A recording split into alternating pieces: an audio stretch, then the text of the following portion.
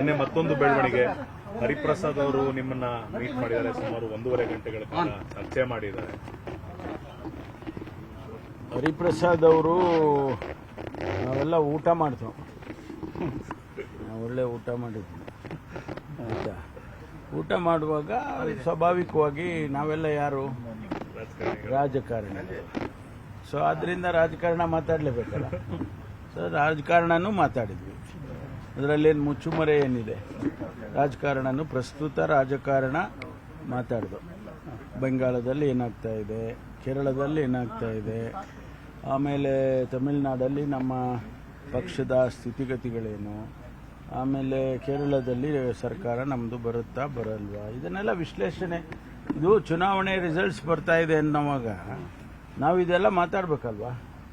ಅದೆಲ್ಲ ಮಾತಾಡಿದ್ರು. ರಾಜ್ಯದ ರಾಜಕಾರಣ ಹೆಚ್ಚೇನು ಮಾತಾಡಲಿಲ್ಲ, ಇಲ್ಲ ರಾಜ್ಯದ ರಾಜಕಾರಣ ಹೆಚ್ಚೇನು ಮಾತಾಡ್ದು, ಆದರೆ ಹೆಚ್ಚೇನು ಮಾತಾಡಲಿಲ್ಲ. ಇದನ್ನೇ ಸ್ವಲ್ಪ ಹೆಚ್ಚು ವಿಶ್ಲೇಷಣೆ ಮಾಡಿದ್ರು. ಸಿಎಂ ಕೂಡ ಭೇಟಿ ಮಾಡಿದ್ರು ಸರ್.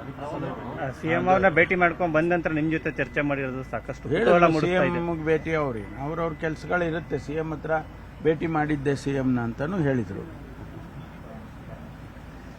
ಮಲ್ಲಿಕಾರ್ಜುನ್ ಖರ್ಗೆ ಅವರು ಮತ್ತೆ ನಾಯಕತ್ವ ಬದಲಾವಣೆ ಅದು ಬಿಡಿ, ಅದನ್ನ ತಿರ್ಗಾ ಯಾಕೆ ಚರ್ಚೆ ಮಾಡ್ತೀರಾ, ಬೇರೆ ಇನ್ನೇನಾರು ಕೇಳ್ರಿ. ಅಲ್ಲ ಸರ್, ಈಗ ಜಮೀರ್ ಅವರು ಎಲ್ಲ ಭೇಟಿಯಾಗಿರೋದು ಸಾಕಷ್ಟು ಮುಸ್ಲಿಂ ನಾಯಕರಲ್ಲಿ ಕೆಲವು ಅವರವರಲ್ಲಿ ಅಸಮಾಧಾನ ಆಗಿತ್ತು ಸರ್. ಪರೋಕ್ಷವಾಗಿ ಒಂದು ಟೀಮು ಜಮೀರ್ ಅಹಮದ್ ಖಾನ್ ಅವ್ರ ವಿರುದ್ಧ ಮಾತನಾಡಿದ್ರು.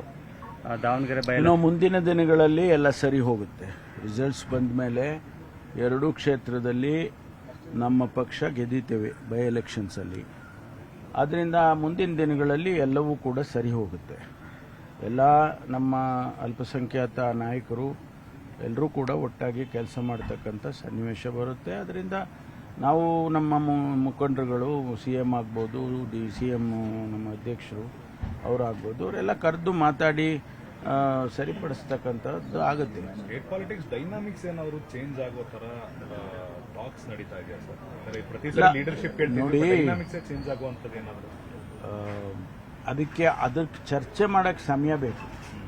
ನಾನು ಸುಮ್ಮನೆ ಒಂದು ರಿಯಾಕ್ಷನ್ ಕೊಡೋದ್ರಿಂದ ಏನು ನಿಮಗೂ ಏನು ಸಿಗಲ್ಲ ಮಾಹಿತಿಗಳು, ನಮಗೂ ಸರಿಯಾಗಿ ಅನಿಸೋದಿಲ್ಲ. ಅಲ್ಲ, ಡೈನಾಮಿಕ್ಸು ಚೇಂಜ್ ಆಗೋದಕ್ಕೆ ನಾವು ಕಳೆದ 25 ವರ್ಷದಿಂದ ಒಂದು ಸಿದ್ಧಾಂತಕ್ಕೆ ಅಂಟ್ಕೊಂಡಿದ್ದಾರೆ. ಮೊದಲು ಕಾಂಗ್ರೆಸ್ ಪಕ್ಷ ಇರುವಾಗ ಎಲ್ಲ ಸಮುದಾಯದವರು ಕಾಂಗ್ರೆಸ್ ಪಕ್ಷದಲ್ಲಿ, ಮೇಜರ್ ಕಮ್ಯುನಿಟಿ, ಮೈನರ್ ಕಮ್ಯುನಿಟಿ ಮತ್ತು ಬ್ಯಾಕ್ವರ್ಡ್ ಕ್ಲಾಸು, SC ST ಎಲ್ಲರೂ ಇರ್ತಾ ಇದ್ರು.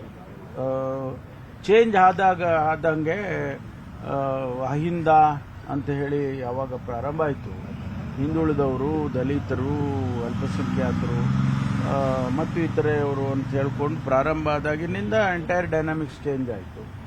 ಈಗ ಮತ್ತೊಂದು ಅದೇ ರೀತಿ ಆಗುವಂಥ ಸಾಧ್ಯತೆಗಳೇನು ಕಾಣಿಸ್ತಿಲ್ಲ, ಆದರೆ ಅದನ್ನು ಇನ್ನೂ ಹೆಚ್ಚು ಪರಿಣಾಮಕಾರಿಯಾಗಿ ಮಾಡುವಂಥದ್ದು ಕಾಣಿಸ್ತಾ ಇದೆ. ಯಾಕೆಂದರೆ ಈಗ SCಗಳಲ್ಲಿ ಇಂಟರ್ನಲ್ ರಿಸರ್ವೇಷನ್ ಬಂತು, ಆಮೇಲೆ STಗಳಲ್ಲಿ 7% ಇದ್ದದ್ದು ಈಗ 4%ಗೆ ಮತ್ತೆ ವಾಪಸ್ ಬಂದಿದೆ. ಈ ಥರ so many things are developing in Karnataka. ಅದಾದ್ಮೇಲೆ ನೋಡೋಣ ಮುಂದೆ. ಸರ್, ಅಹಿಂದ ಸಮಾವೇಶದ ಬಗ್ಗೆ ಏನಾದರೂ ಚರ್ಚೆ ಮಾಡಿದ್ರೆ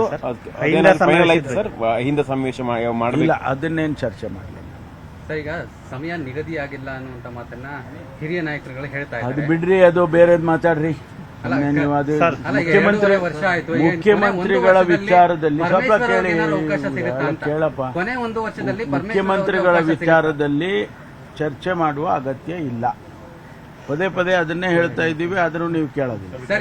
ನೋಡಿ, ಈಗ ನಾನು ಇಲ್ಲಿ ಯಾರೇ ಏನೇ ಸ್ಟೇಟ್ಮೆಂಟ್ ಕೊಟ್ಟರು ಕೂಡ ಬಹಳ ಮುಖ್ಯವಾಗಿರ್ತಕ್ಕಂಥದ್ದು ಹೈಕಮಾಂಡಿನ ಏನು ತೀರ್ಮಾನ ಆಗೋವರೆಗೂ ನಾವು ಸುಮ್ಮನೆ ಬೀದಿನಲ್ಲಿ ಅದನ್ನೆಲ್ಲ ನಾವು ಮಾತಾಡ್ಕೊಂಡಿದ್ರೆ ಏನು ಬರುತ್ತೆ?